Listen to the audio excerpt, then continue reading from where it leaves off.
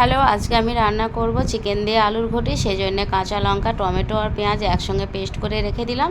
তারপরে কড়াইতে দিয়ে দিয়েছি শুকনো লঙ্কা, তেজপাতা, এলাচ, দারচিনি, লবঙ্গ আর গোটা জিরে ফোড়ন দিয়ে তারপরে বাটা মশলাটা দিয়ে দিলাম। বাটা মশলাটা দেওয়ার পর লবণ, হলুদ, লঙ্কা গুঁড়ো, জিরে ধনে গুঁড়ো, আদা রসুন বাটা দিয়ে হালকা করে কষিয়ে নিয়ে তারপরে কেটে ধুয়ে রাখা বোনলেস চিকেনটা দিয়ে দিয়েছি। এবার আমি চিকেনটা ভালো করে কষিয়ে নেব। দিয়ে দিলাম চিকেন কারি মশলা, তারপরে কাশ্মীরি লঙ্কা। এবার আমি চিকেনটাকে ভালো করে কষিয়ে নেব। আমার চিকেনটা ভালো করে কষানো হয়ে গেছে। এবার আমি দিয়ে দেবো সিদ্ধ করে ম্যাশ করে রাখা আলুটা দেওয়ার পর আমি কিছুক্ষণ নেড়ে নিলাম। তারপরে দিয়ে দেবো পরিমাণ মতো গরম জল। গরম জলটা দেওয়ার পর জলটা ফুটে উঠলেই তখন আমি দিয়ে দিলাম গরম মশলা গুঁড়ো।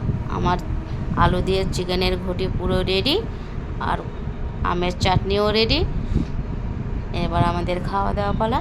এটা কিন্তু খেতে খুব ভালো লাগে।